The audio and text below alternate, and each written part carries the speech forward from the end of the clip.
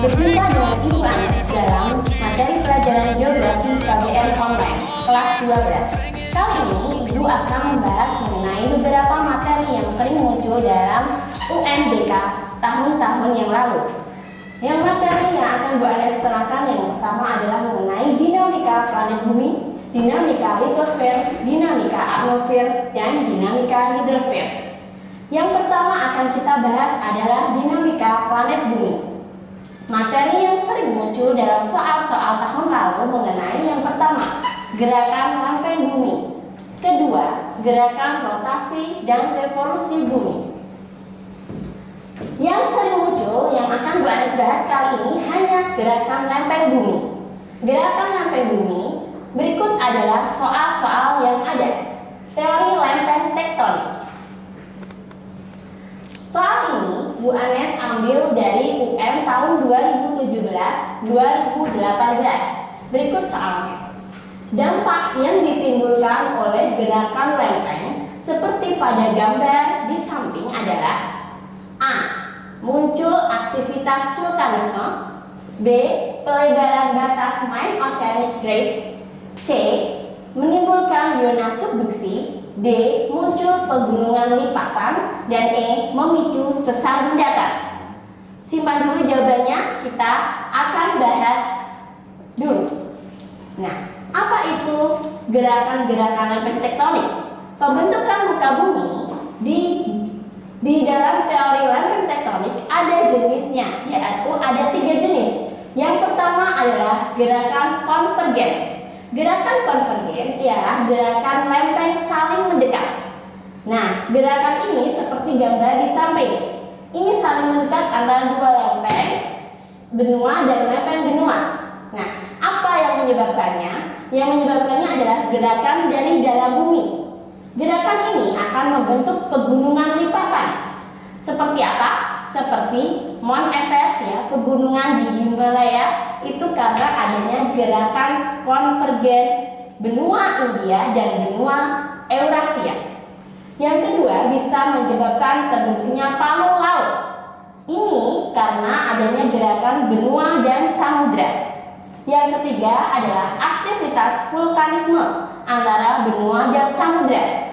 Ini yang sering kita rasakan di daerah kita di Indonesia karena adanya palung laut di sebelah selatan Jawa dan adanya deretan pegunungan di Pulau Jawa, kemudian Pulau Sumatera dan Kepulauan NTT NTB.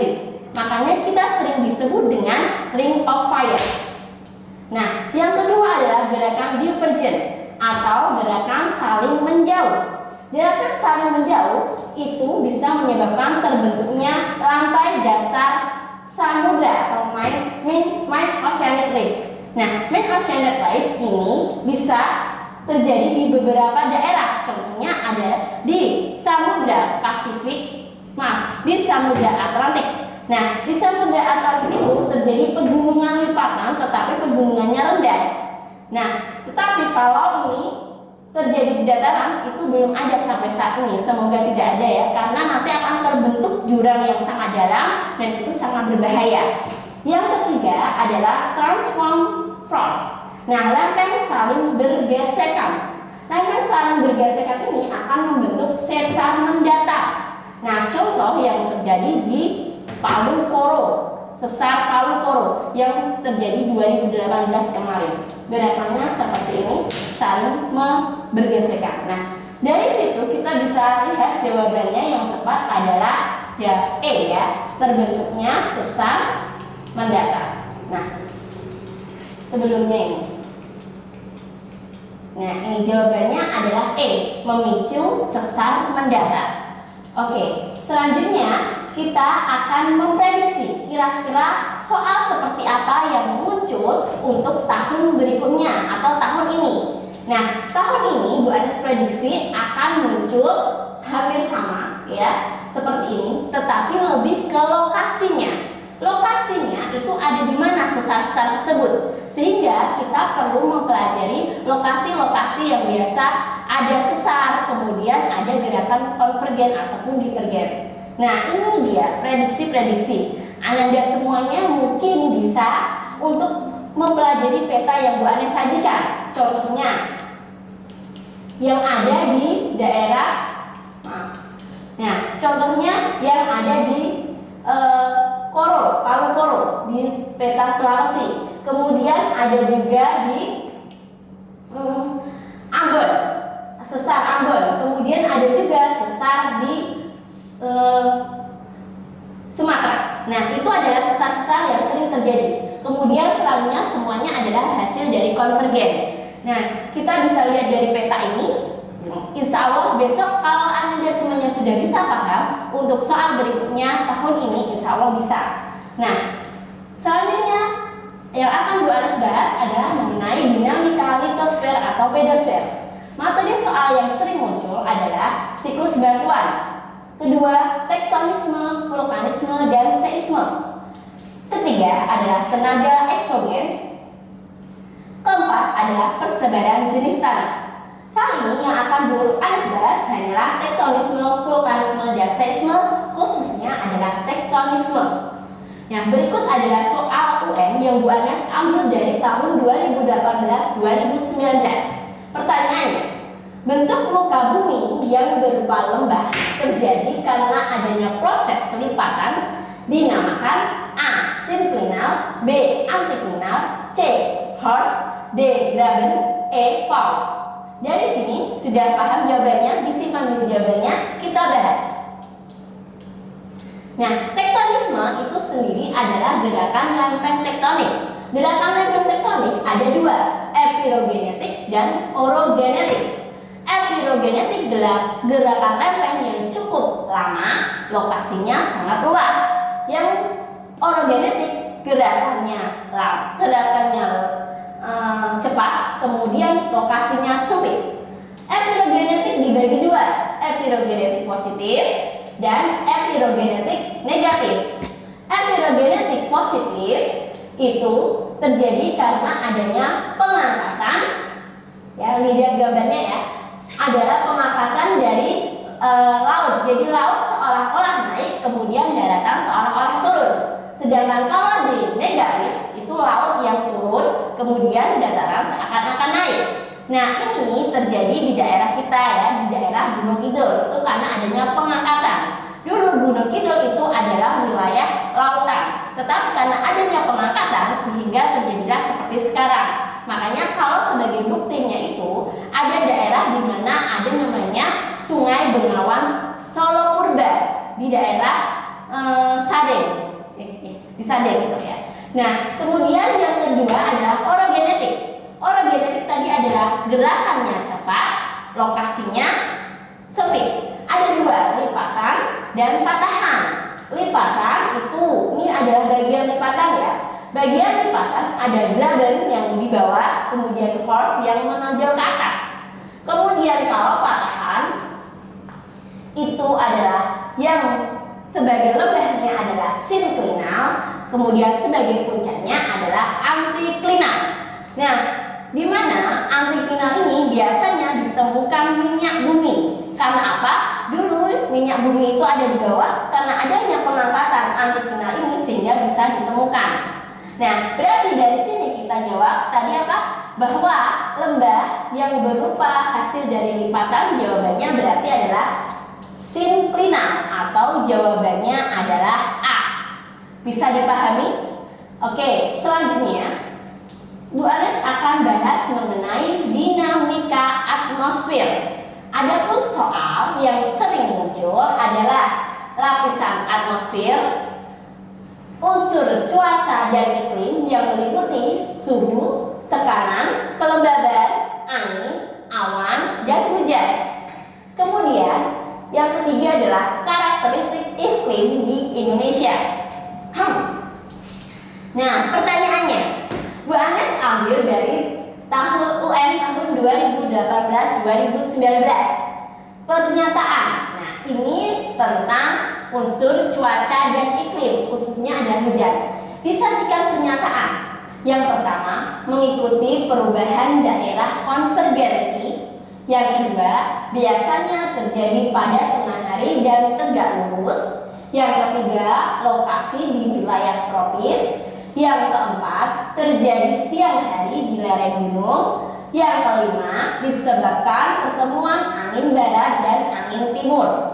Karakteristik hujan konveksi terdapat pada angka A 1, 2, 3, B 1, 2, 4, C 1, 3, dan 5, D 2, 4, 5, dan E 3, 4, 5. Oke, dipahami dulu dan disimpan dulu jawabannya.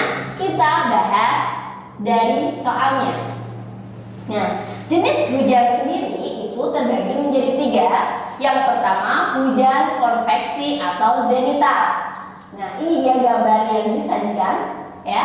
Hujan konveksi atau zenital ini biasanya terjadi di daerah khatulistiwa dan diakibatkan oleh gerakan angin pasat barat dan angin pasat timur yang kemudian bertemu di daerah 0 derajat berbentuk vertikal dan tersebutlah menjadi hujan konveksi atau zenital. Hujan konveksi atau zenital ini biasanya berlangsung lama dan sangat deras, sehingga kita bisa mengenal bahwa di daerah-daerah yang dilewati garis khatulistiwa itu biasanya banyak terdapat hutan hujan tropis karena di sana sering terjadi hujan. Nah, ini biasanya juga terjadi pada siang hari ya. Yang kedua adalah hujan frontal. Hujan frontal ini karena adanya pertemuan massa udara panas dan massa udara dingin. Nah, hujan ini karena ada pertemuan massa udara yang sangat cepat, biasanya ini secara tiba-tiba. Ketika kita biasanya merasakan tiba-tiba panas, kemudian kok tiba-tiba terjadi hujan dan itu sangat deras, itu biasanya dinamakan hujan frontal. Hujan frontal ini biasanya sangat deras dan berlangsung cepat. Kemudian yang ketiga adalah hujan orografis. Nah, ini dia gambarnya. Hujan orografis itu adalah hujan yang terjadi di lereng pegunungan karena adanya massa udara yang naik di lereng pegunungan, kemudian uap air jenuh di lereng pegunungan sehingga terjadi hujan. Hujan ini sangat deras dan berlangsung lama. Nah, kemudian kenapa ini ada aliran sampai ke bawah kemudian ke lereng bawah lagi, itu yang disebut dengan angin fon. Angin fon itu biasanya angin sangat kering karena tidak ada uap air sama sekali. Dan ini sangat berbahaya karena sangat kering, sehingga makanya kita bisa tahu bahwa tren gunung itu biasanya terjadi kebakaran di lereng-lereng gunung itu biasanya karena adanya angin fon yang sangat kering. Nah, kemudian setelah kita tahu jenis hujan yang terjadinya dari pernyataan sebelumnya, kita lihat. Nah, karakteristik hujan konveksi terdapat pada angka. Yang pertama kita bahas tadi. Yang pertama, mengikuti perubahan daerah konvergensi. Nah, daerah konvergensi itu adalah titik pertemuan, konvergen pertemuan. Berarti tadi 0 derajat itu adalah titik pertemuannya. Berarti bisa nomor 1. Sedangkan nomor 2 biasanya terjadi pada tengah hari dan tegak lurus. Ya, ini bisa tadi. Kemudian yang ketiga, terkasih di wilayah tropis. Jelas tropis 1, 2, dan 3 jawabannya. Kalau yang 4 itu biasa lereng gunung itu orografis. Yang kelima angin barat dan angin timur itu bukan. Oke, next ya. Kita akan bahas materi selanjutnya yaitu mengenai dinamika hidrosfer. Hidrosfer itu lapisan air. Soal-soal yang sering keluar yaitu siklus hidrologi, pola aliran sungai, daerah aliran sungai, dan arus air laut. Nah, yang akan kita bahas siklus hidrologi. Angka 3 pada gambar siklus hidrologi berikut merupakan proses. Ya, yang A, kondensasi perubahan uap air menjadi uap air. B, evaporasi pelepasan uap air. C, perkolasi penyerapan air.